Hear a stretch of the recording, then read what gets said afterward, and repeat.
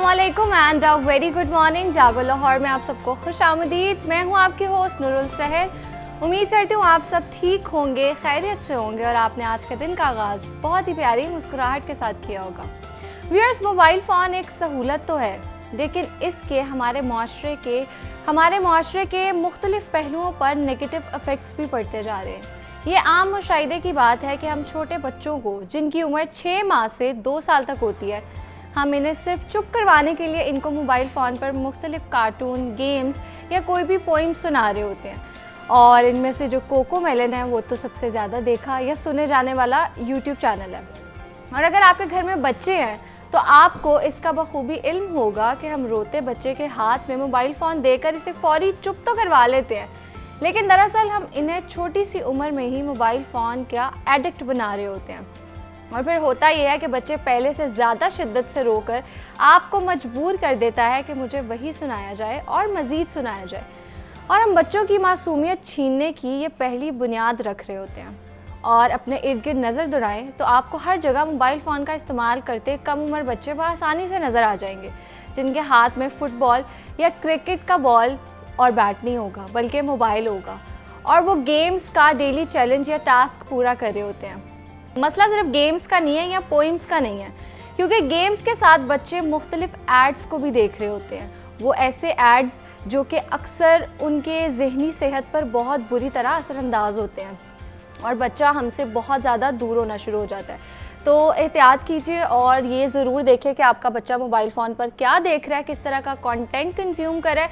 Mobile phone बुरा नहीं है, लेकिन वो उसका इस्तेमाल कैसे कर रहा है वो तो छोटा है, उसको नहीं पता, लेकिन आप इस चीज़ पर लाजमी चेक एंड बैलेंस रखें। आगे बढ़ते हैं और कुछ स्किन के हवाले से बात कर लेते हैं। और आज हम बहुत ही इम्पॉर्टेंट स्किन कंडीशन पे बात करेंगे, और ये ऐसी एक स्किन की बीमारी है जिसके बारे में आज हम बात करने जा रहे हैं, जो तेज़ी से एक शख्स से दूसरे शख्स को लगती है और शदीद खारिश का बाइस बनती है, जिसे स्केबीज़ या आम ज़ुबान में खुश्क खारिश कहते हैं।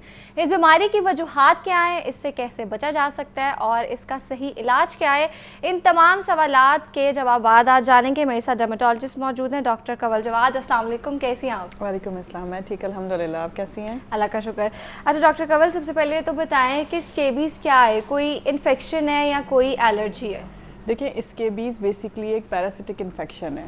वो ट्रांसमिटेड इसलिए है क्योंकि कोई भी पैरासाइट इजीली ट्रांसमिट हो सकता है एक ह्यूमन बीइंग से दूसरे ह्यूमन बीइंग में, इवन एक जानवर से दूसरे जानवर में भी ट्रांसमिट हो सकता है। सो ये एक पैरासिटिक इन्फेस्टेशन है जिसमें एक पैरासाइट आपकी बॉडी के अंदर एंटर होता है और फिर वो अपने आप को मल्टीप्लाई करता है, और उसकी वजह से वो दिन ब दिन खारिश जो है वो ज़्यादा से ज़्यादा होती चली जाती है।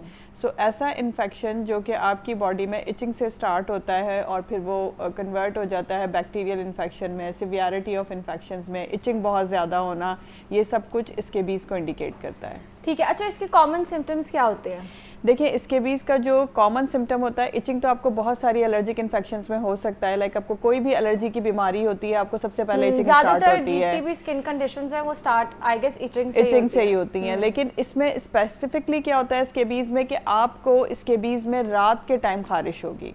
जैसे ही अंधेरा होना शुरू होता है, ये पैरासाइट बहुत ज़्यादा एक्टिव हो जाता है और फिर आपको पूरी बॉडी में फील होता है कि एक सिवियर जो कंडीशन होती है इचिंग वाली, और वो होल नाइट लाइक पूरी रात रहती है, और जैसे ही दिन का उजाला होता है उस वक्त वो कम से कम तरीन होती चली जाती है। डे टाइम में भी होती है बट इतनी सिवियरिटी से नहीं होती, क्योंकि इसका खास जो हमारे पास सिम्टम आता है, हम पेशेंट से पहली बात ये पूछते हैं कि आपको रात में ज़्यादा खारिश होती है या दिन में।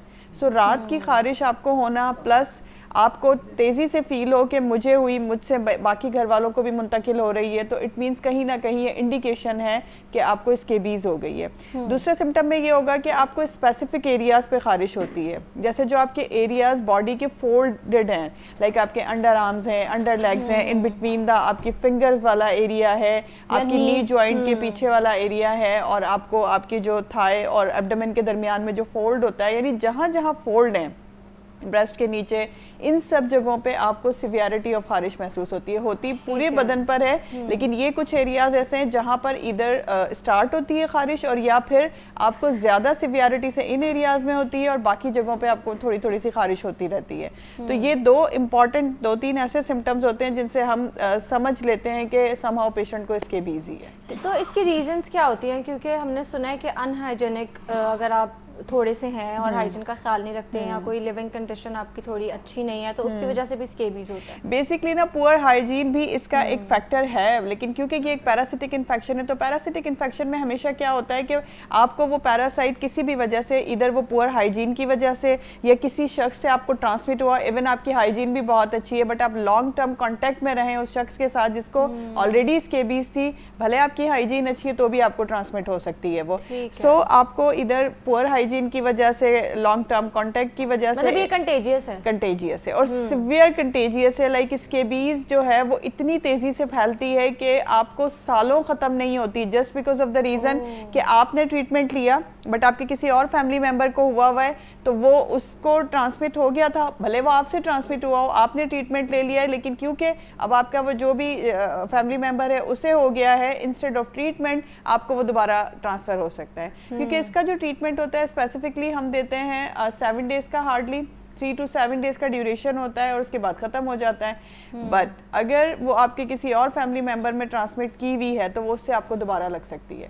इस तरह ये चलता ही रहता है सिलसिला, मतलब आपकी कोशिश के बावजूद भी वो ख़त्म नहीं होता। तो हम इसको फुली तौर पे हील नहीं कर सकते? फुली तौर पे बिल्कुल किया जा सकता है, लेकिन उसका पैटर्न ये होता है कि अगर आप अपने डर्मेटोलॉजिस्ट को कांटेक्ट करते हैं कि जी हमें इस तरह की बीमारी है, तो फॉर श्योर वो आपको ट्रीटमेंट में ऐसा ट्रीटमेंट देते हैं जो आपके सारे फैमिली मेंबर्स के लिए होता है। लाइक एक वक्त में जितने भी फैमिली मेंबर्स है, इवन जिनको थोड़ी सी कोई इचिंग की शिकायत भी है या जिनकी इम्यूनिटी किसी वजह से वीक है या आपको लगता है कि ये हमारे क्लोज कांटेक्ट में होते हैं, लाइक एक रूम है उसमें हस्बैंड वाइफ है या कुछ ऐसी भी कंडीशंस होती हैं कि रूम में हस्बैंड वाइफ, उनके बच्चे, बहुत छोटा घर है और वो उसमें साथ रह रहे हैं, तो डेफिनेटली वो सब शिकार होंगे उसका।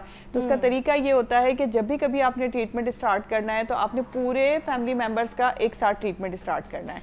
अगर आप पूरे फैमिली मेंबर्स का एक साथ ट्रीटमेंट स्टार्ट करेंगे तो फॉर श्योर वो चली जाएगी, और उसके साथ साथ ना सिर्फ आपने अपनी बॉडी का ट्रीटमेंट करना है बल्कि अपनी एटमॉस्फेयर का भी ट्रीटमेंट करना है। वो कैसे होता है? उसका तरीका ये होता है कि आपने बॉडी के लिए तो डेफिनेटली इसमें हम यूज़ करते हैं 5% परमिथ्रिन होता है, ठीक है। वो अगर आप अपने पेशेंट को देते हैं 0.5% मिथियोनिन होता है। इस तरह के लोशंस हम होते हैं जो आपको गर्दन से लेके पाँव तक लगाने को देते हैं, क्योंकि मोस्टली ये बीमारी जो है वो इन्हीं एरियाज में रहती है। बट जो बच्चे होते हैं, छोटे इन्फेंट्स होते हैं, उनको इवन स्कैल्प पर और फेस पर इन जगहों पे भी हो जाती है, तो उनका ट्रीटमेंट हमारे लिए थोड़ा सा डिफरेंट होता है, उनको हम दूसरे तरीके से ट्रीटमेंट देते हैं। सो मैं आपको ये बता रही थी कि आपने बॉडी का ट्रीटमेंट तो आपने मेडिकेशंस के थ्रू कर लिया, लेकिन आपने एटमॉस्फेयर का ट्रीटमेंट कैसे करना है कि आपके इस्तेमाल के बिस्तर, कपड़े, चादर, तकिए, टॉवल्स, आपका जो भी बेड शीट्स हैं, जो भी चीज़ें हैं आपके इस्तेमाल की, वो डेली बेसिस पे वॉश होनी चाहिए। डेली बेसिस पर आपने उनको धूप लगानी है, ठीक है, यानी कि तेज धूप काफी हद तक इस पैरासाइट को किल कर देती है। सो ये वाले प्रिकॉशंस आपके रूम में अगर कारपेट है तो वो आपको कुछ टाइम के लिए निकालना पड़ेगा, बिकॉज मैंने बताया ना कि ये कपड़ों में, चादर, तकिए, बिस्तरों में, इन चीजों में ये अपने आप को मल्टीप्लाई करता है डे बाय डे। सो ये प्रिकॉशंस आपने करनी है। अपनी हाइजीन का आपने प्रॉपरली ख्याल रखना है। अगर आप इन चीजों का ख्याल रख लेते हैं तो ना सिर्फ आपकी बॉडी ट्रीट हो जाती है बल्कि काफी हद तक जो है वो ट्रीटमेंट के साथ साथ आपकी फैमिली से भी वो क्योर हो जाती है। अच्छा, ये बताएं, जो घर में पेट्स रखते हैं हम, क्या उनसे भी हो जाता है स्केबीज? देखिए, ट्रांसमिट हो सकती है अगर उन्हें स्केबीज है तो, क्योंकि ये एक पैरासाइट है, मेल, फीमेल, ह्यूमन, एनिमल, उसकी कोई डिस्क्रिप्शन नहीं है। जो एनिमल्स हैं उनको भी इसी उनकी भी मतलब सेम वजूहात है जिस वजह से इंसानों को? सार्कोप्टी स्केबी बेसिकली एक पैरासिट का नाम है जिसकी वजह से, जो कि कॉज करवाता है स्केबीज का, ठीक है, और वो आप ह्यूमन बींग्स में भी हो सकता है और एनिमल में भी हो सकता है। बेसिकली पैरासाइट कॉज है ना इसका, और उस पैरासाइट को अगर वो ह्यूमंस में है तो वो डेफिनेटली ह्यूमन में ट्रांसमिट होता रहेगा, और अगर आपके क्लोज कांटेक्ट में कोई पेट आपका है तो उसको भी ट्रांसमिट हो सकता है वो। तो इसी तरीके से अगर आपके किसी पेट को है तो वो आप उससे ह्यूमन में भी ट्रांसमिट हो सकता है। ठीक है। अच्छा डॉक्टर कंवल, जिन लोगों को स्केबीज है उनको आप ڈائٹ میں کیا چیزیں کہتی ہیں کہ وہ لازمی ایڈ کریں اور کیا چیزیں اوائڈ کریں؟ To be very honest diet سے اس کا کوئی لینا دینا نہیں ہے. لائک ڈائٹ اس کے لیے میٹر کرتی ہی نہیں ہے. آپ نے صرف اپنی ہائیجین کا خیال رکھنا ہے.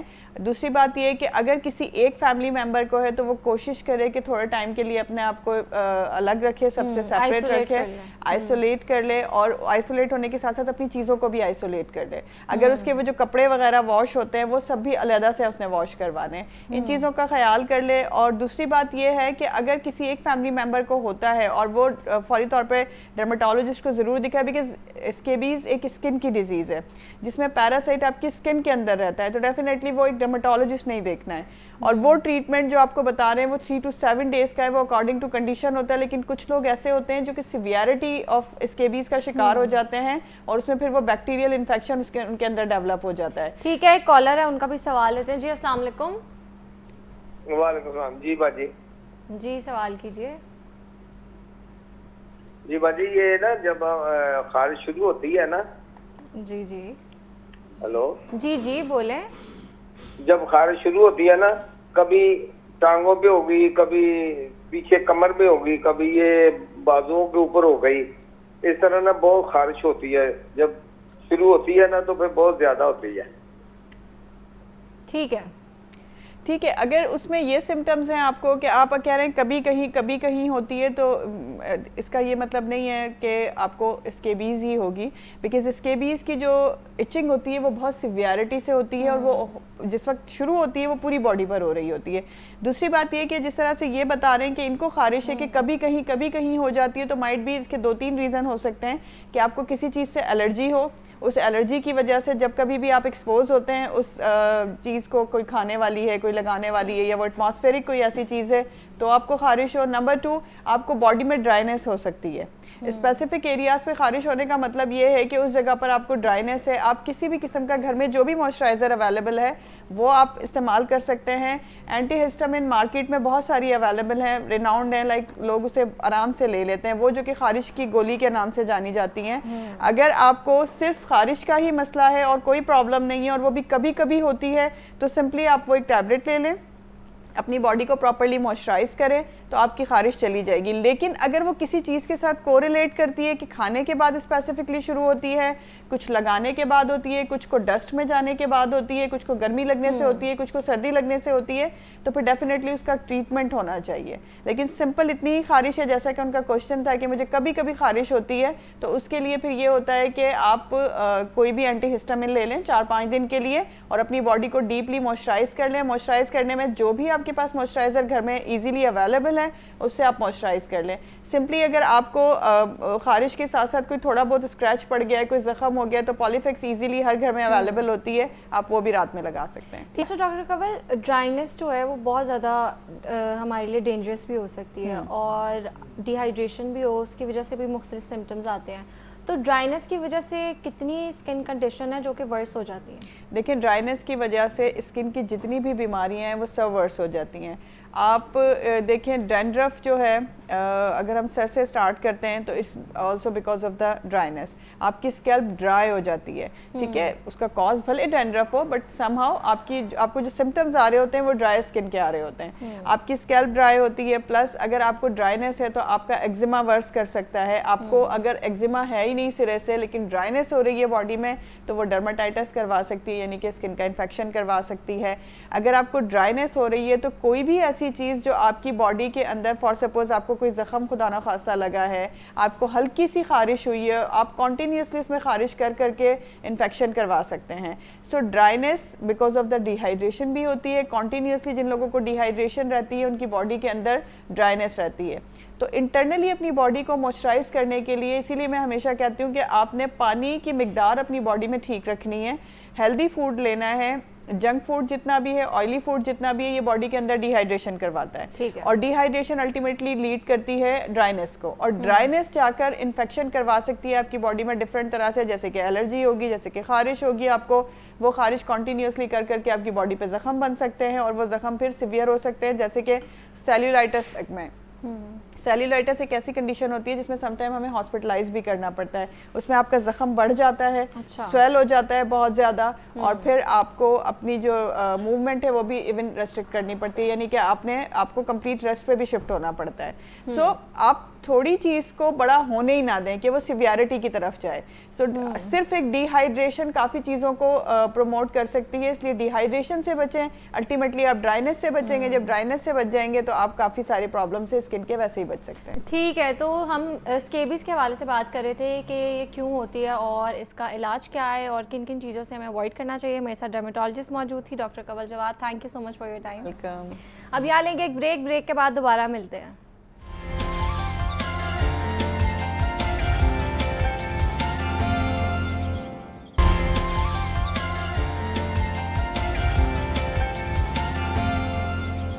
Welcome back. आगे बढ़ते हैं अपने अगले सेगमेंट की जानिब। और पंजाब असम्बली में कम उम्री की शादी की रोकथाम का बिल मंजूर हुआ है, जिसमें कम उम्री में शादी ज़्यादती शुमार होगी।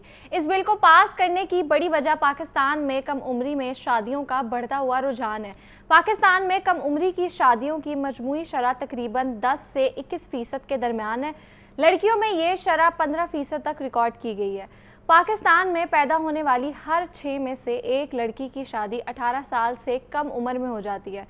यूनिसेफ के मुताबिक पाकिस्तान में तकरीबन 1 करोड़ 90 लाख कमसिन लड़कियां शादीशुदा हैं और इसकी बड़ी वजह गुर्बत, कुछ कल्चरल और जो उनके ट्रेडिशनल बैकग्राउंड है, वैल्यूज़ हैं, उनकी वजह से तालीम की कमी, गैरत के नाम पर जल्द शादी और वट्टे सट्टे की रस्म। आज हम माहिर कानून से इसी हवाले से बात करेंगे कि इस बिल में मौजूद कवानीन क्या हैं और इन पर अमल दरामद कैसे किया जा सकता है। मेरे साथ मौजूद हैं गुलाम अब्बास हरर। अस्सलाम वालेकुम।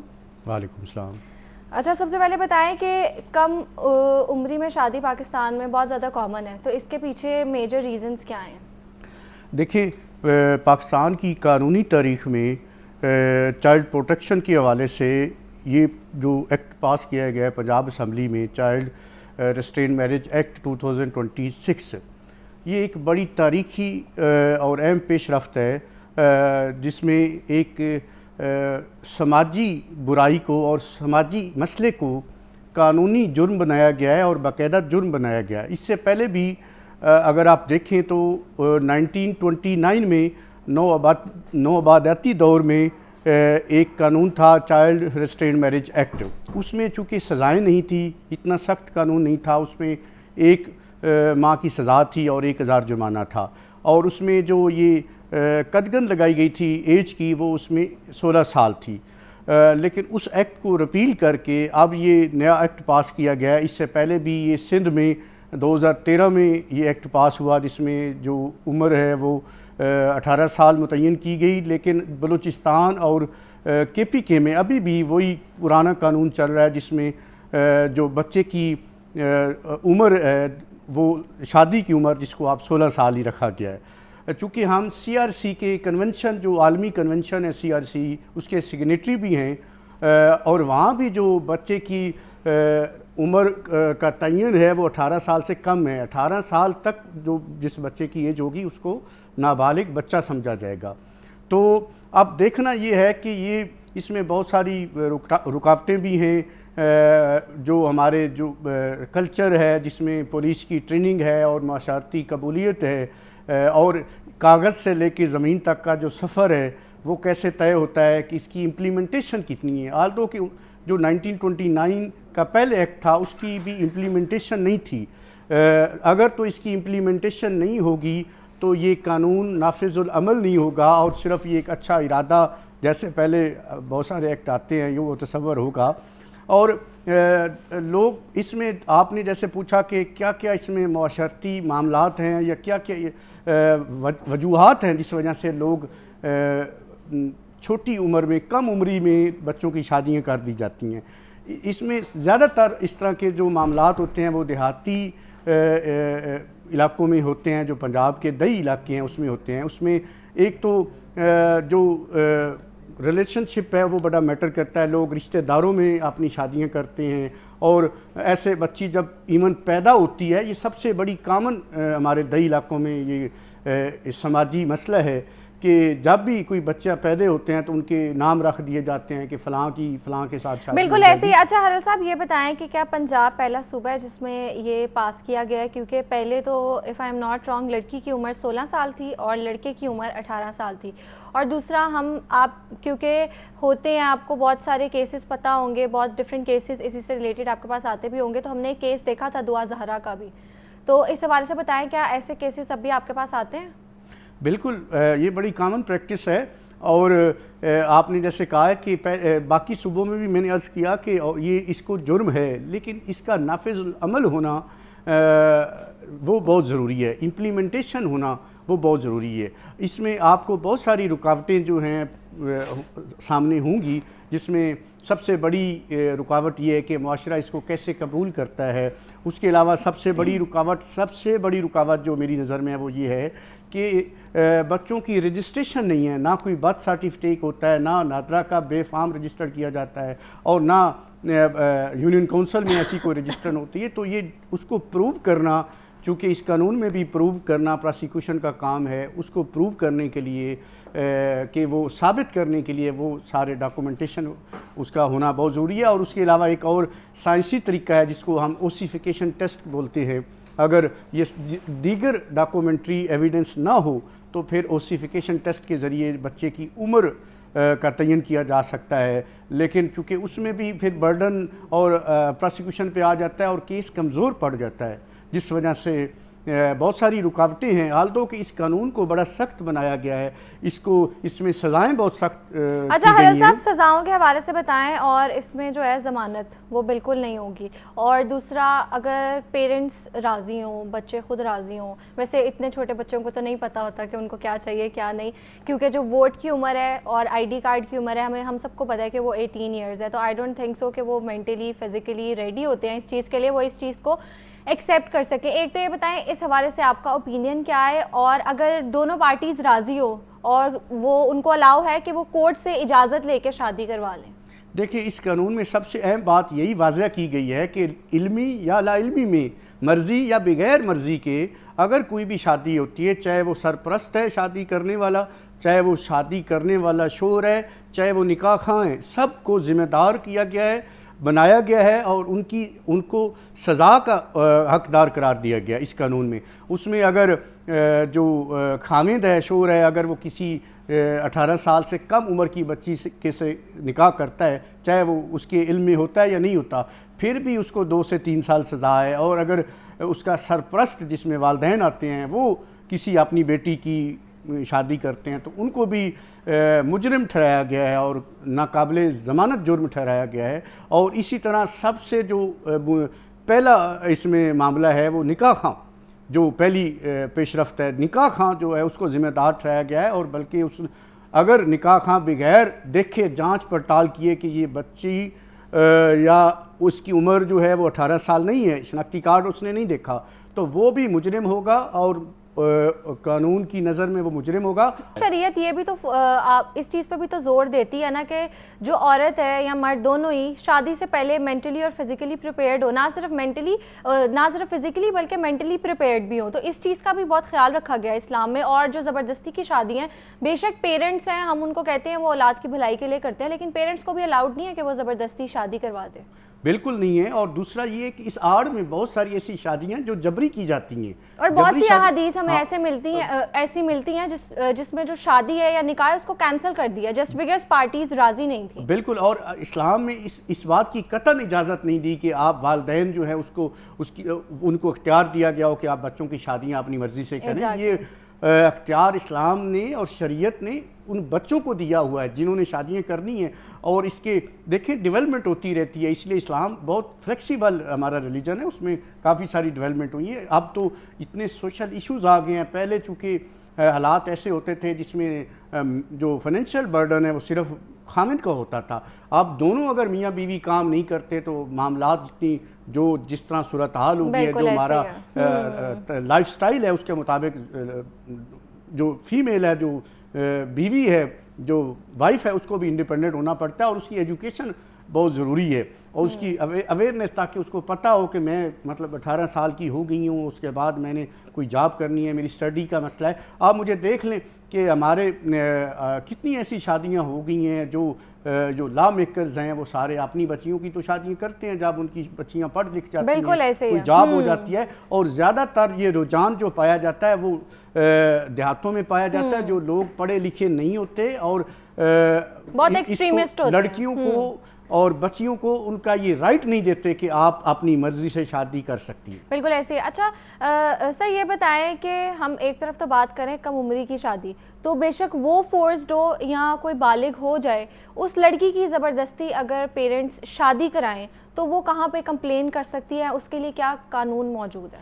देखिए, वो पुलिस स्टेशन में कंप्लेंट कर सकती है अगर किसी लड़की की जबरी शादी कम उम्री में करवाई जाती है, और इसमें सेशन कोर्ट के पास ट्रायल है। पहले ये फैमिली कोर्ट के तहत होते थे सारे इस तरह के केसेस, और आम जो क्रिमिनल कोर्ट्स हैं उसमें होती थी। अब ये सेशन कोर्ट के पास इख्तियार समाअत है, और उसकी ज़मानत भी सेशन कोर्ट नहीं दे सकता। अब आपको डायरेक्ट ज़मानत के लिए under article 199 constitution of Pakistan आपको हाई कोर्ट में जाना पड़ेगा, और 90 दिन के अंदर इसको ट्रायल को कंक्लूड करना पड़ेगा सेशन कोर्ट को कि अगर कोई कंप्लेंट जाती है। इसलिए जो मैंने अर्ज़ किया कि रिपोर्टिंग करना इस तरह के जो ऑफेंसेस होंगे, और इस जुर्म को कग्निजेबल ऑफेंस करार दिया गया इस एक्ट में 2026 में कि आप बगैर वारंट हासिल किए पुलिस जो है वो अरेस्ट कर सकती है, और उसके बाद ये कंप्लेंट जो है इस्तगासा जैसे पुलिस फॉरवर्ड करती है अपना, और कंप्लेंट 173 की सेशन कोर्ट में वो फॉरवर्ड करेगी, और उसके बाद ट्रायल चलेगा सेशन कोर्ट में,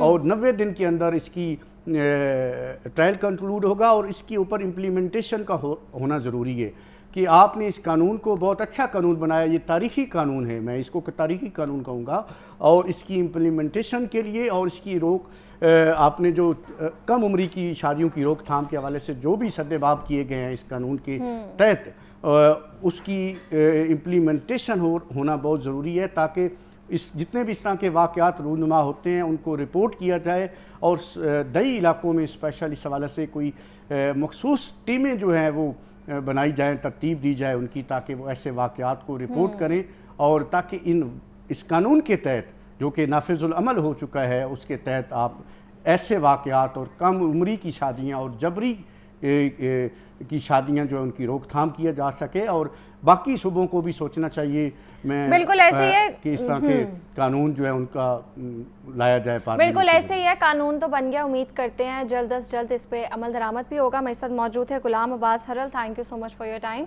अब यहाँ लेंगे एक ब्रेक के बाद दोबारा मिलते हैं।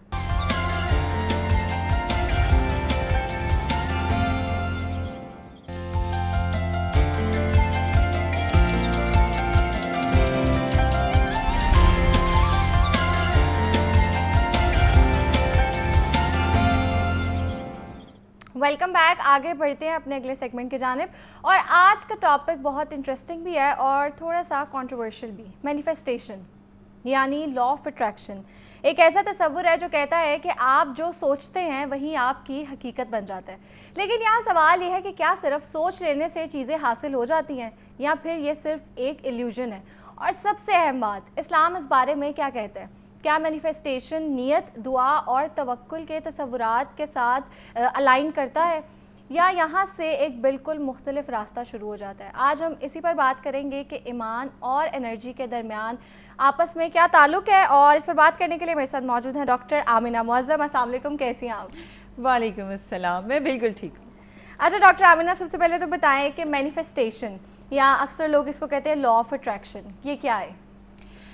इंटरेस्टिंगली मुझे आज का टॉपिक ना बहुत ज़्यादा अपील किया, क्योंकि मेरा ख्याल है कि फ़र्स्ट टाइम हम लोग ज़्यादातर बात करते हैं जो कि ज़हनी सेहत के मसाइल होते हैं, और मतलब डिफरेंट तरह की पैथोलॉजिकल टेंडेंसीज हैं, सोशल इश्यूज, लेकिन हमने ये this is one of a very real topic of psychology, and I feel like Pakistani people should know about these things, because people abroad are constantly talking about these concepts, law of attraction, manifestation. अच्छा, बहुत मुझे अच्छा लगा, पहले तो मैं ये appreciate करना चाहती हूँ that you have chosen a very good topic to talk about today. अच्छा, लॉ ऑफ अट्रैक्शन के बारे में मेरा ख्याल तकरीबन पिछली कोई 10 या 12 साल से کافی زیادہ جو ہے وہ ویسٹ میں بات ہو رہی ہے. بالکل اس کے کچھ کانسیپٹس جو ہیں وہ, اور یہ زیادہ پاپولر ہوا تھا جب یہ دا سیکرٹ جو ہے ایک ڈاکومنٹری آئی تھی جو کہ آئی تھنک رونڈا بائرن کی تھی, اور اس کے بعد اس کے اوپر کافی زیادہ بات ہونے لگی. جیسے لا آف گریوٹی ہے, اسی طرح ایک لا آف اٹریکشن کی بات ہونے لگی, تو اس کو سمپلی یہ کہہ سکتے ہیں کہ جو ایک چیزیں جن کے بارے میں آپ سوچ رہے ہوتے ہیں, جن کو آپ چاہ رہے ہوتے ہیں, وہ اٹریکٹ ہونے لگ جاتی ہیں آپ کی طرف. It is exactly opposite to the concept, جیسے ہم کہتے ہیں نا اپوزٹ اٹریکٹس اپوزٹ, یہ وہ نہیں ہے, یہ ہے لائکس اٹریکٹ لائکس. تو یہ کانسیپٹ جو ہے اس کے اوپر بہت زیادہ مطلب ڈاکومنٹریز اور ویڈیوز, اور یہ بہت وائرل ہونا شروع کیا.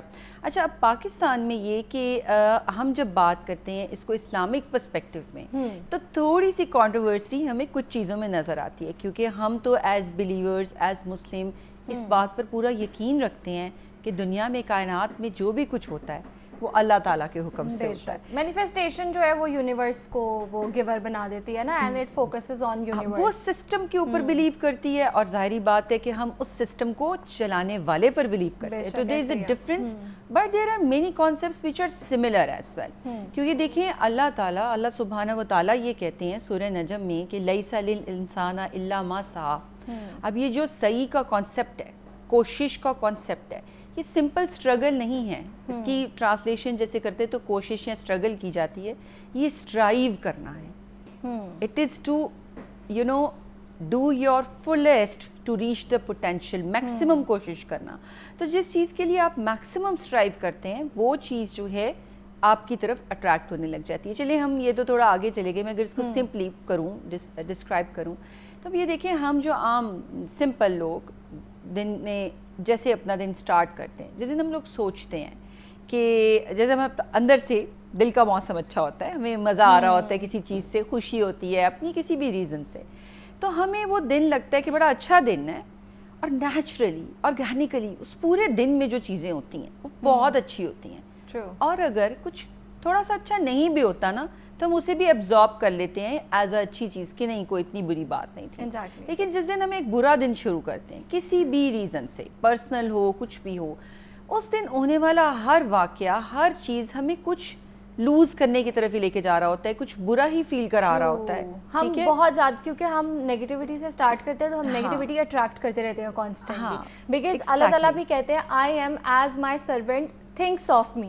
تو یہ جو ہم کہتے ہیں نا کہ یہ ساری فضول باتیں ہیں کہ آپ نے اپنا جو پازیٹیوٹی رکھنی ہے, اپنا مائنڈ سیٹ اچھا رکھنا ہے. جسٹ اگر آپ کسی سے اچھے سے مل رہے ہیں لیکن آپ اندر سے بہت زیادہ نیگیٹو ہیں, تو آپ پازیٹیوٹی کو اٹریکٹ نہیں کریں گے. اور آئی گیس یہ توکل کے کانسیپٹ کے ساتھ بھی تھوڑا سا الائن کرتا ہے کہ آپ اپنی پوری ایک کوشش کر کے, آبویسلی اٹس ناٹ اباؤٹ کہ ہم صرف اچھا سوچیں گے تو ہمیں مل جائے گا, ایکشنز بھی ہمارے الائن کرنے چاہیے ہماری پازیٹیو تھنکنگ کے ساتھ.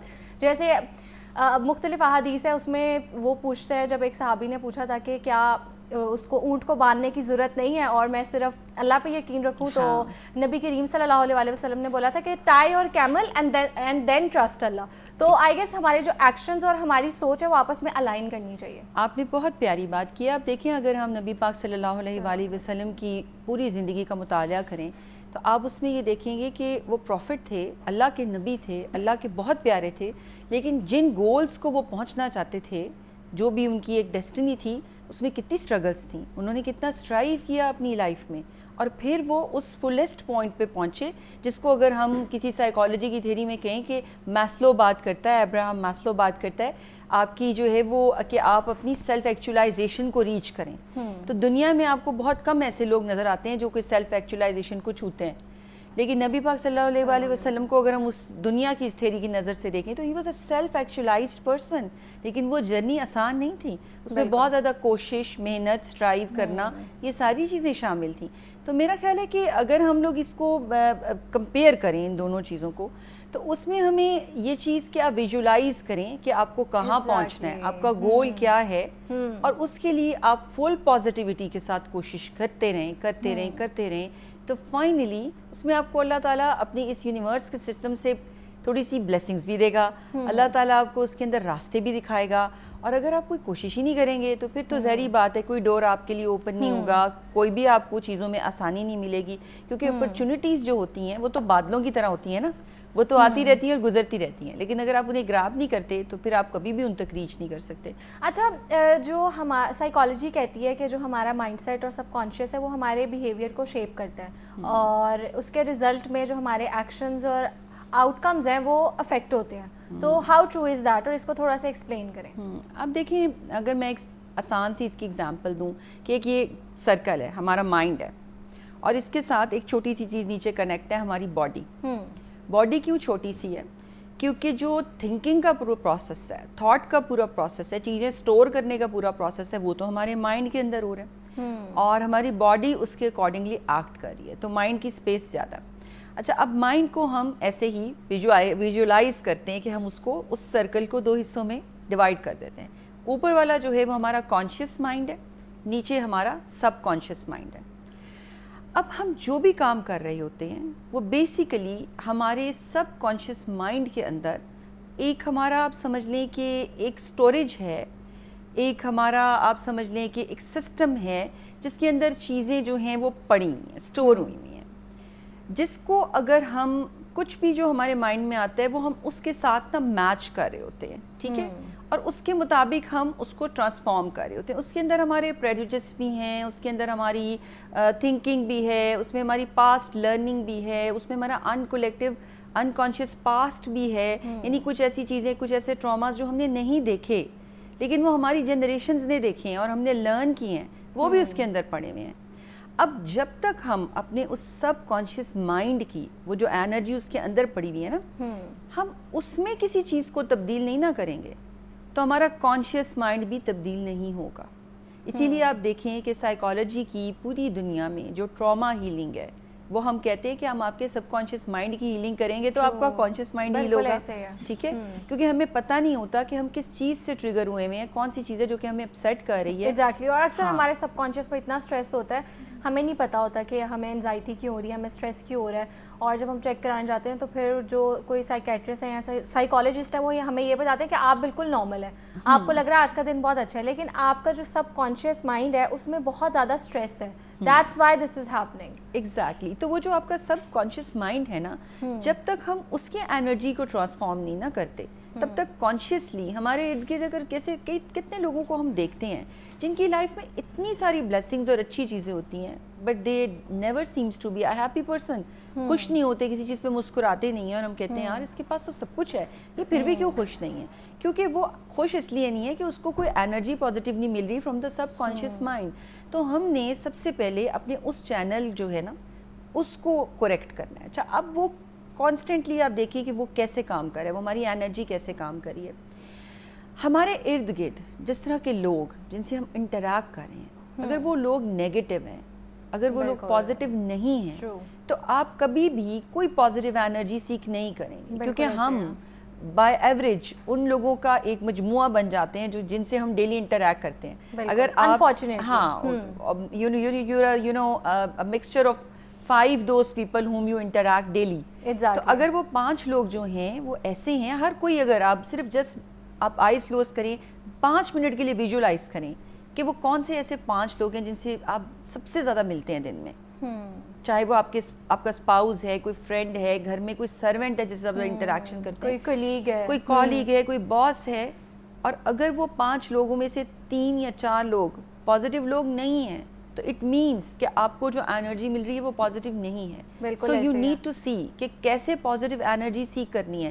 کوئی نیا چینل ایڈ کرنا ہے اپنی لائف میں، کوئی نیا کنیکشن ایڈ کرنا ہے کسی ایک کو جس کو آپ ڈیلیبریٹلی تھوڑا سا کم کر سکتے ہیں، اس کو کم کرنا ہے، کیونکہ you know it's a science. بالکل ایسے. اچھا doctor Amna, when I was in college تو میں نے ایک بہت مزے کی چیز سنی تھی کہ اکثر لوگ کہہ دیتے ہیں نا کہ ہم اچھا کرتے ہیں لیکن ہمارے ساتھ برا ہو جاتا ہے. تو آئی ہرڈ دس بیوٹیفل، مطلب بہت اچھی میں نے ایک بات سنی تھی کہ آپ یہ جو یونیورس ہے، ٹیک دس ایز اے بومرینگ.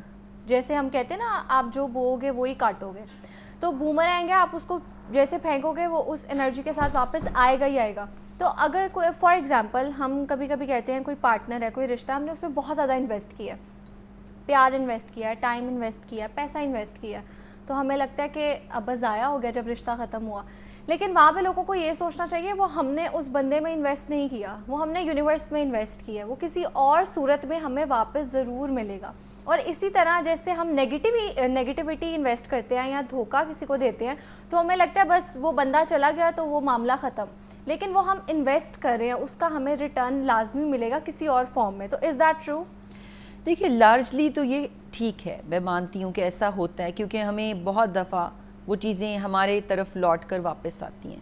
لیکن پھر وہی بات ہے کہ اگر میں یہ دیکھوں کہ ہمارا ایمان کیا کہتا ہے, ایمان کہتا ہے کہ بعض اوقات آپ کی اللہ تعالیٰ نے رسی دراز کی ہوئی ہے, آپ لوگوں کو تکلیف پہنچا رہے ہیں, آپ نقصان پہنچا رہے ہیں, لیکن آپ کا احتساب نہیں ہو رہا. اللہ تعالیٰ نے چھوڑی ہوئی ہے آپ کی رسی کہ آپ جو مرضی کرو, تھوڑی دیر کے ڈے لیے آف ججمنٹ پہ آپ کے ساتھ جو ہوگا نا وہیں پر ہوگا. تو ایسے ایگزامپلز ہمیں دنیا میں ملتے ہیں, لیکن یہ کہ وہ ہمارے لیے کوئی آئیڈیل ایگزامپلز نہیں ہے کہ ہم یہ سوچیں کہ ٹھیک ہے دنیا میں جو مرضی کرتے رہو, مطلب دیکھا جائے گا بعد میں. ہم یہ نہیں کر سکتے کیونکہ دیر آر مینی انسیڈنٹس جس کے اندر ہم نے جو کیا ہوتا ہے ہم وہ بہت جلد دیکھ بھی لیتے ہیں, واپس بھی آ جاتا ہے. تو پھر بیلنس ہے نا, بیلنس از دا کی.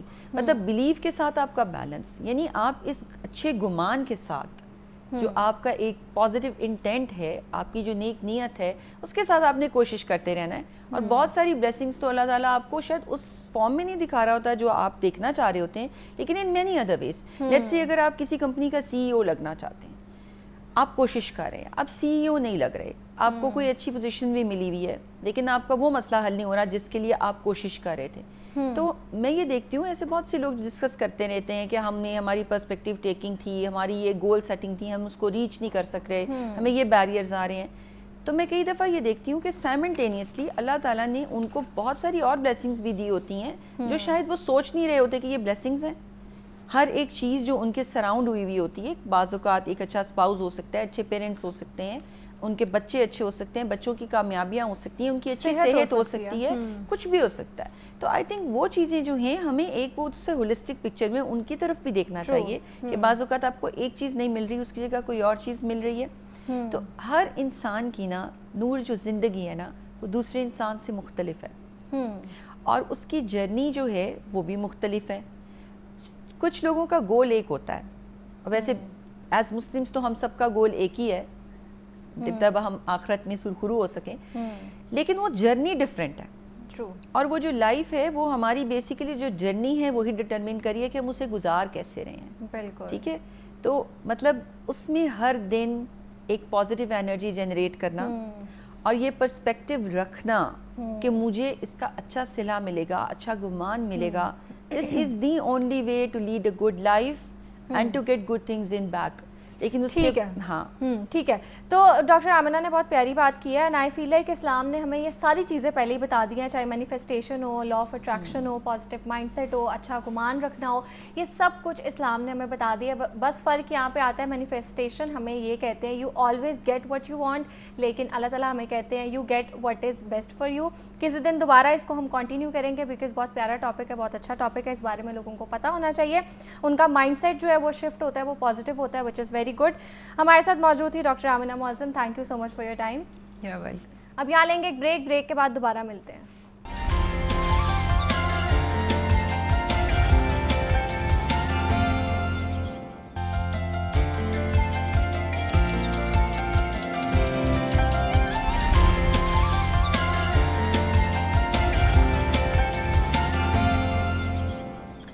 Welcome back. آگے بڑھتے ہیں اور آج ہم بہت ہی امپورٹنٹ ٹاپک پر بات کرنے والے ہیں. آج کل پاکستان میں فیس بک, واٹس ایپ اور لنکڈ ان پر نوکریوں کے متعلق ایڈز دیکھتے ہیں. اسی طرح انٹرنشپس اور فری کورسز کے نام پر بہت سے فیک ایڈز اور لنکس نظر آتے ہیں. ان میں لوگوں کو زیادہ سیلری کا لالچ دیا جاتا ہے, پھر ان سے پیسے لے لیے جاتے ہیں اور نمبر بند. تعلیم کے بعد نوکری ہر نوجوان کا خواب ہے, لیکن آن لائن فراڈ سے کیسے بچنا ہے, اور فیک کال سینٹرز کے جھانسوں سے کیسے بچنا ہے, اور سوشل میڈیا کے جو فیک ایڈز ہیں اس کی بجائے کیسے ہم اوتھینٹک پلیٹ فارمز کو سرچ کر سکتے ہیں جہاں پہ ہمیں باہر کے ملک میں اگر جابس چاہیے, کوئی ہم نے پڑھنے کے لیے جانا ہے, تو وہ ہمیں ایک اوتھینٹک اور کریڈیبل پلیٹ فارم سے مل سکے. اسی پر آج بات کریں گے. میرے ساتھ موجود ہیں عبدالرحمان. السلام علیکم, کیسے ہیں آپ؟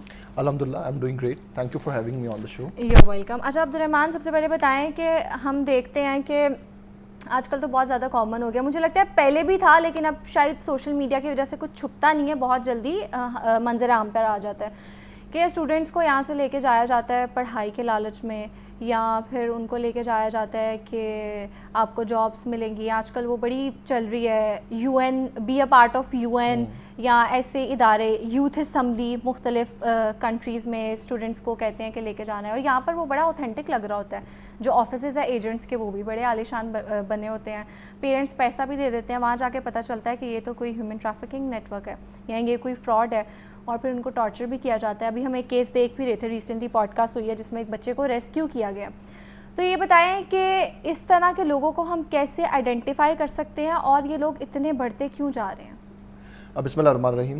نور میں سمجھتا ہوں کہ یہ بڑا ایک اہم موضوع ہے اور جو ہمیں ہر دن جو ہے وہ دیکھنے کو مل رہا ہے, اور آئی تھنک اس پہ ڈیبیٹ کرنا بہت ضروری ہے, اور پریکٹیکلٹی ورسز فیکٹس پہ بات کرنا, اور اس کے بعد جو ویگ چیزیں آپ کو مارکیٹ میں ملتی ہیں اس کا انالیسس بہت ضروری ہے. دیکھیں, ایک جو کلیئر میسج جو ہے اپنے سننے والوں کے لیے وہ یہ ہے کہ ہر چیز جو آپ کو ایزیلی مل رہی ہے, anything which is being portrayed to you, کہ بہت آسانی سے بہت اچھا کچھ ہو رہا ہے, اس کا پریکٹیکلٹی سے کوئی تعلق نہیں ہوتا. جو بھی چیز اوتھینٹک ہوتی ہے, جو بھی چیز پریکٹیکل ہوتی ہے, وہ ایک جرنی کے تھرو, ایک سفر کے تھرو, ایک پروسیس کے تھرو ملتی ہے. ہمارے ہاں بڑی انفارچونیٹ چیز یہ ہے کہ ہمارے ہاں جو ہے لوگ فیس بک پر, انسٹاگرام کے اوپر, یوٹیوب کے اوپر وہ جو ایک فیسینیٹنگ لائف سٹائل دیکھتے ہیں انفلوئنسرز کا, اس کے بعد ان کو لگتا ہے کہ مجھے بھی اسی کریئر کو, اسی پاتھ کو اڈاپٹ کرنے کے بعد اسی رستے پر چلنا ہے اور میری لائف بھی بالکل ایسی ہو جائے گی, جس کی وجہ سے وہ شارٹ کٹس تلاش کرنے کی طرف جاتے ہیں. لیکن ایسی چیز جو شارٹ کٹ کے تھرو آپ کے پاس آ رہی ہے وہ اوتھینٹک نہیں ہے. جس طرح سے آپ نے کہا کہ آپ ایک ایجنٹ کے آفس میں جاتے جو کہ ایک بہت عالیشان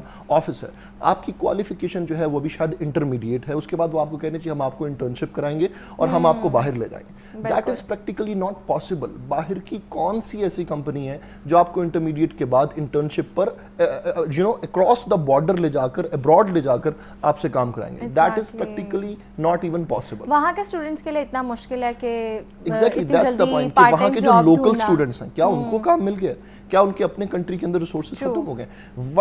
دیکھیں, سب سے پہلے سیلف انالیسس بہت ضروری ہے. کیا آپ کو یہ لگتا ہے کہ آپ میں ان پرٹیکولر اتنا ٹیلنٹ ہے کہ یونائٹڈ اسٹیٹس سے ایک آفر آئے گی آپ کے لیے ان پرٹیکولر لاہور میں, اسلام آباد, کراچی, قصور, ملتان کے اندر, کہ بھائی آپ یہاں سے وہاں چلے جائیں اور وہاں جا کر انٹرنشپ کریں؟ اور جس طرح سے آپ نے کہا کہ ڈفرینٹ فورم جس کے اندر یوتھ اسمبلی ہے, and then there are multiple other platform جس میں وہ کہتے ہیں کہ جی لیڈرشپ پروگرامز ہیں 3 دن کے, آپ اس طرح رہیں گے, اس طرح. چھوٹے چھوٹے کنٹریز ہیں جیسے کمبوڈیا ہے, لاؤس ہے, یا میانمار ہے, تھائی لینڈ ہے, اس کے تو بہت زیادہ ایڈز آتے ہیں. لیکن اس کی ایک خاص پہچان ہے, یہ جتنے بھی پروگرامز اوتھینٹک ہوتے ہیں بائی دا وے وہ آپ کو اسپانسرڈ ملتے ہیں. یعنی you don't need to pay anything for such programs جو اوتھینٹک ہوتے ہیں. Any program that is fake, that is illegit, وہ آپ کو by the end of the day آپ سے پیمنٹ مانگ لے گا. وہ کہے گا کتنے پیسے پے کریں, اس کے بعد آپ اس اپرچونٹی کو گریب کر سکتے ہیں, اس کے بعد آپ اس کے اندر جا سکتے ہیں, اور وہ آپ کو ڈفرینٹ اسکالرشپس بھی دکھائیں گے, ڈسکاؤنٹس بھی دکھائیں گے, دس اینڈ دیٹ. لیکن if anything is demanding money at the end of the day,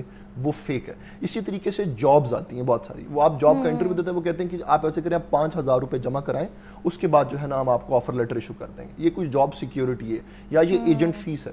کون سی ایسی کمپنی ہے جس کو امپلائی بھی چاہیے اور وہ کمپنی امپلائی سے ہی کہہ رہی ہے کہ آپ ہمیں پیسے دو؟ میرے خیال سے اگر یہ کمپنی اوتھینٹک بھی ہو تو اس میں تو بہرحال کام نہیں کرنا چاہیے, کیونکہ وہ سیلری دینے کی بجائے آپ سے سیلری خود لینے کی کوشش کر رہے ہیں. سو آپ کو اس طرح کی چیزوں سے جو ہے وہ بچنا چاہیے.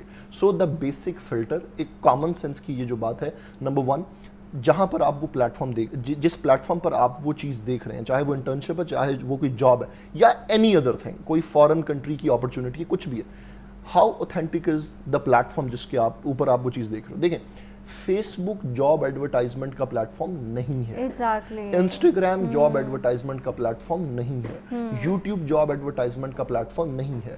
دیر are multiple other platform, جیسا کہ LinkedIn top of the line. بلکہ لنکڈن کی اگر آپ نے ذکر کیا تو اسی پر بات کر لیتے ہیں کہ اس پر پروفائل بنانا کتنا امپورٹنٹ ہے. جی بہت امپورٹنٹ ہے. I will connect my point to that. For example, آپ کے پاس لنکڈن ہے, آپ کے پاس rosie.pk ہے, یہ میں صرف پاکستانی ویب سائٹس آپ کو بتا رہا ہوں. Then you have got Glassdoor, اور اگر آپ انٹرنشپ ڈھونڈ رہے ہو تو there is this website which is called INTRE.PK, interni.pk. Then there is this website which is called intern.pk.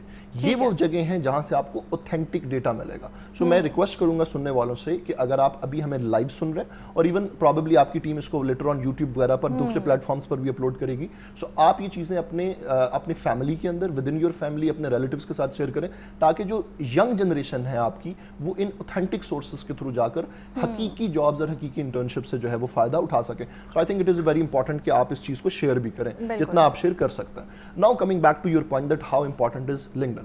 I was going through some of the stats. मार्च 2026 की एक report के मुताबिक इस दुनिया के 99% ह्यूमन रिसोर्स मैनेजर्स, यानी human resource manager अगर आसान ज़ुबान में मैं बताऊं तो वो लोग जो आपको हायर करते हैं, वो लोग जो जॉब्स को पोस्ट करते हैं, आपका इनिशियल इंटरव्यू करते हैं और आपको नौकरी पर रखते हैं, ऐसे लोग किसी भी कंपनी से हो वो लिंक्डइन पर 99% पूरी दुनिया से वो लिंक्डइन यूज कर रहे हैं. आपके पास डिफरेंट अदर प्लेटफॉर्म्स भी हैं जिसको आप फ्रीलांसिंग प्लेटफॉर्म्स कहते हैं. आपके पास फाइवर है, आपके पास अपवर्क है, आपके पास freelancer.com है, पीपल पर आर है, and there are multiple other platforms. लेकिन हमें ये देखना है कि मैक्सिमम अपॉर्चुनिटी कहाँ पर है. वो कहाँ पर है? वो लिंक्डइन पर. अगेन लिंक्डइन एक अनपेड टूल है. वहां पर एडवर्टाइज हुई कोई भी जॉब आपसे पैसे डिमांड नहीं करती. ऐसी कोई भी चीज होगी तो दैट इज अ फ्रॉड. यहाँ पर भी आपको सेंसिटिव रहने की जरूरत है, आपको अवेयर रहने की जरूरत है, क्योंकि जो नेगेटिव एलिमेंट्स होते हैं, ये जो स्कैमर्स होते हैं, ये हर जगह मौजूद होते हैं. ये वहां मौजूद होते हैं जहां आप इनको एक्सपेक्ट नहीं कर सकते. Still you need to be vigilant, you have to have that awareness आए कि आप उस चीज़ को देख सकें कि क्या ये ऑथेंटिक है या नहीं है. सो लिंक्डइन पर मैं समझता हूँ कि अगर आप इंटरमीडिएट के स्टूडेंट हैं and now you are getting into a university जाने से पहले आपका लिंक्डइन अकाउंट होना चाहिए. अगर आपको लगता है कि सर मेरे पास तो भी डिग्री भी नहीं है, मैं इस पे क्या कर लूंगा, या मैंने कोई जॉब नहीं की तो मैं क्या अकाउंट बना के करूं. This is an FAQ, frequently asked question across Pakistan. सब बच्चों को ये जानना है कि सर हमारे पास तो डिग्री नहीं है, हम क्या कर लेंगे. बेटा, क्या आपको एक YouTube का थंबनेल नहीं बनाना आता? क्या आपको एक बेसिक वीडियो एडिट नहीं करनी आती? क्या आप कोई ब्लॉग नहीं लिख सकते? क्या आप कीवर्ड एनालिसिस नहीं करना जानते? क्या आपको अंग्रेजी नहीं बोलनी आती? इनमें से अगर कोई एक स्किल भी आपके पास है, आप लिंक्डइन पर उस स्किल को सेल कर सकते हैं. If you are good in communication, आप कस्टमर सपोर्ट के डिफरेंट जॉब्स कर सकते हैं. If you are good in designing, graphic designing, आप डिफरेंट कंपनीज के साथ उनके graphic creation, social media management, thumbnails बनाने के अंदर आप वहाँ जाकर काम कर सकते हैं. If you are good in video editing, different property management companies हैं US की जो आपको गूगल ड्राइव के अंदर एक वीडियो बनाकर भेज देंगी कि इसको एडिट कर दें. आप उन कंपनीज के लिए काम कर सकते हैं and you can make a good livelihood. आप लिजिट वे में, लीगल वे में, हलाल वे में एक अच्छी इनकम जो है वो जनरेट कर सकते हैं. अच्छा अब्दुर्रहमान, मैं चाहती हूँ इसको आप ज़रा थोड़ा और एलैबोरेट करें और स्टूडेंट्स को एक्सप्लेन करें, क्योंकि आजकल लोग जो है ना वो बहुत ज़्यादा, स्पेशली स्टूडेंट्स जो डिग्री लेके निकलते हैं, वो बहुत ज़्यादा ना बिल्कुल उनकी होप ख़त्म हो गई है. उनको लगता है कि पाकिस्तान में कुछ है ही नहीं और अगर हम बाहर जाएंगे तो तभी हमारा फ्यूचर बन सकता है. बल्कि हम देखते हैं अगर आपके पास स्किल है, बहुत से लोग हैं फ्रीलांसिंग कर रहे हैं, ड्रॉप शिपिंग कर रहे हैं, घर बैठे अच्छा खासा अर्न कर रहे हैं, मोर देन 100K घर बैठे अगर आप अर्न कर रहे हैं, कोई आपका बाहर जाके फ्यूल नहीं लग रहा, नथिंग. आप घर में बस आपके पास एक लैपटॉप है, अच्छा इंटरनेट है और आप कमा रहे हैं, तो that is a good thing. तो इस हवाले से थोड़ी सी हमें अवेयरनेस दे, कौन कौन से स्किल हैं, कौन कौन से कोर्सेज हैं जो हम करें तो हम यहाँ बैठ के कमा सकते हैं डॉलर्स में. जी नूर, अगर मैं एक बेसिक डाइसेक्शन करूँ, let's talk about facts, let's talk about numbers. ये कोई कहानी नहीं है, कोई मफरूज़ा नहीं है, कोई ग्लिटरी टॉक नहीं है. अमेरिका के अंदर जो उनका लेबर लॉ है, जो मजदूरों के लिए एक बेसिक पे सैलरी, जो टैक्स, जो उन्होंने पे स्लैब बनाया है कि इससे कम पैसों में कोई भी US बेस्ड कंपनी अपने अमेरिकन क्लाइंट को हायर नहीं कर सकती. That amount is $3,200. यानी $3,200 से कम आप किसी को हायर नहीं कर सकते. अच्छा, पाकिस्तान में अगर आप एक सॉफ्टवेयर डेवलपर हैं, अगर आप एक वेब डेवलपर हैं, अगर आप एक AI इंजीनियर हैं, अगर आप एक डेटा एनालिस्ट हैं, if you are a customer support agent, आप किसी भी डोमेन में काम करें, आप वेब डेवलपर हैं, आप सोशल मीडिया मार्केटिंग का काम कर रहे हैं, गूगल एड्स का काम कर रहे हैं, कोई भी सर्विसेज जो आप US बेस्ड कंपनीज को दे रहे हैं, आप समझ लें कि आप लाहौर में, कराची में, इस्लामाबाद में, मुल्तान में, रहीम यार खान में, DG खान में बैठे हुए, कहीं पर भी आप बैठे हुए और आपके पास ये स्किल मौजूद है. आप एक कंपनी को रीच आउट करते हैं, आप कहते हैं कि सर आप 3200 में ये एम्प्लॉय हायर करें विद इन द US. मैं सेम काम $1,500 में करने के लिए तैयार हूँ. That is less than half of half what you are paying in America. So convert $1,500 into PKR, that is more than 4 lakh Pakistani रुपए. इट मींस आपके इलाके के बैंक मैनेजर की भी इतनी सैलरी नहीं होगी. सॉरी टू से मैं उसको डिग्रेड नहीं कर रहा, I am just giving putting it out as an example कि बेसिक केस स्टडी है. आपके इलाके का एक कोई एलीट ऑफ एलीट पर्सन जो जॉब के ऊपर एक एलीट पर्सन है, हो सकता है उसकी ये तनख्वाह हो और ज़्यादा प्रोबेबिलिटी ये नहीं होगी, लेकिन आप उतने पैसे घर में बैठे हुए एज अ फ्रीलांसर जो है वो कमा सकते हैं. सो नूर, इट इज़ ऑल अबाउट कि इट इज़ नॉट अबाउट कि आपकी स्किल क्या है और आप कहाँ काम कर रहे हो. इट इज़ अबाउट कि आप किसके लिए काम कर रहे हो. वही काम अगर आप किसी पाकिस्तानी कंपनी के लिए करोगे, ऐसा नहीं है कि आपको नहीं करना चाहिए, करना चाहिए, but there should be a priority base कि प्राइमरी प्रायोरिटी क्या है, सेकेंडरी प्रायोरिटी क्या है, टर्शरी प्रायोरिटी क्या है. I think the at most primary priority should be कि आप यूएस बेस्ड इंटरनेशनल कंपनीज के साथ काम करें, मल्टी नेशनल्स के साथ काम करें, और वहाँ जाकर आपको ज़्यादा मौके मिलेंगे कि आप खुद को financially, career wise, growth wise, और इनफैक्ट आपका जो अपना पर्सनल पर्सोना है. देखिए बिगर प्लेसेस, मैं हमेशा ये कहता हूँ कि if you are studying from a bigger institution, लोग अक्सर कहते हैं कि सर मैं एक डिजिटल कोर्स करने के बाद भी तो एक जॉब कर सकता हूँ. क्या वो डिजिटल कोर्स आपकी कम्युनिकेशन स्किल डेवलप कर रहा है? क्या वो आपकी इंटरपर्सनल स्किल डेवलप कर रहा है? क्या आपकी क्रिटिकल थिंकिंग डेवलप कर रहा है? क्या वो प्रॉब्लम सॉल्विंग स्किल आपको इनकलकेट कर रहा है? The answer is no. इसी तरीके से जो बड़े इदारे होते हैं वो आपको ये सारी चीज़ें सिखाते हैं जो कि इंपॉर्टेंट होती हैं रियल वर्ल्ड को फेस करने के लिए. Same comes with the bigger companies कि वो आपको बिगर एवेन्यूज देती हैं कि आप सेल्फ एक्सप्लोरेशन कर सकें और इंटरनेशनल लेवल चीज़ों को सीख सकें, अडॉप्ट कर सकें और फर्दर अपने करियर के अंदर उसको प्रैक्टिस भी कर सकें.